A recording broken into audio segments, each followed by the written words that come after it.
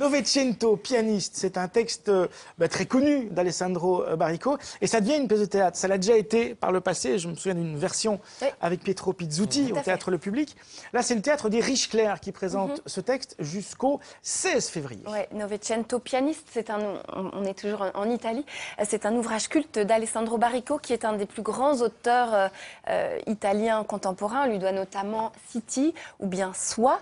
Et avec Novecento, il raconte l'histoire d'un pianiste de génie, donc c'est une fiction bien sûr, d'un pianiste de génie qui serait né sur un paquebot au tout début du XXe siècle et qui aurait été baptisé par l'équipage qu'il adopte Novecento, donc ça veut dire 1900, soit le début du XXe siècle en italien.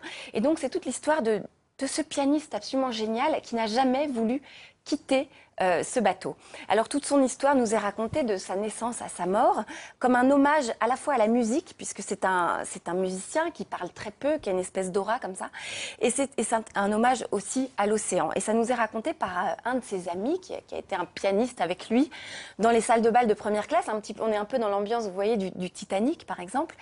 Et donc c'est un long monologue théâtral, puisque finalement le texte est un petit peu comme ça, entre le roman et le monologue théâtral, qui est raconté par Emmanuel De Candido, qui est un jeune comédien qui a débuté chez Philippe Buët notamment, et qui va raconter l'histoire de Novecento, une espèce d'histoire comme ça magique. Et en fait, il va nous emporter dans un voyage.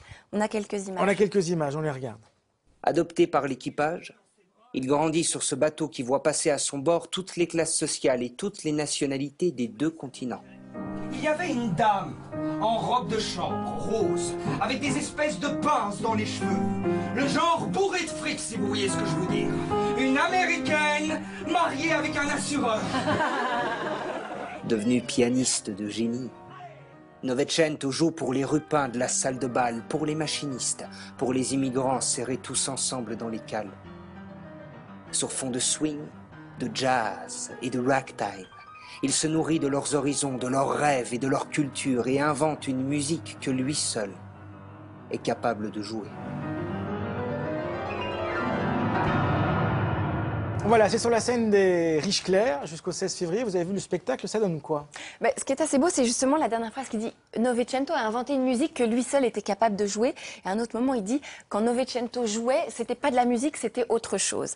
Alors évidemment, toute la force de cette pièce, c'est le pouvoir de l'émotion et de la suggestion. Qu'est-ce qu'il pouvait bien jouer, ce Novecento?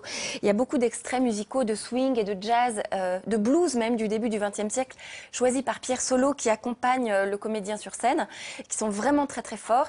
Et puis le comédien Emmanuel De Candido est génial parce qu'il interprète plusieurs rôles, et notamment il y a un passage extraordinaire, c'est parce que ce Novecento il acquiert une réputation incroyable, il veut jamais descendre de ce paquebot, et donc un jour il y a un grand pianiste de jazz qui dit mais moi je veux le confronter en duel, je veux faire un duel de jazz ou de piano avec lui. Donc il monte sur le bateau, il nous raconte tout ce duel de jazz. Donc c'est assez fort parce qu'il y a beaucoup de personnages qui sont comme ça et tout est évoqué évidemment par un seul personnage qui a une grande force d'émotion et d'évocation. Et puis pour tous ceux qui aiment la musique et la mer, il n'y a pas de plus beau texte. Ouais, donc c'est jusqu'au 16 février. Allez-y. Et c'est au Théâtre des Riches Clercs. Allez-y, c'est estampillé. Juliette Goudot.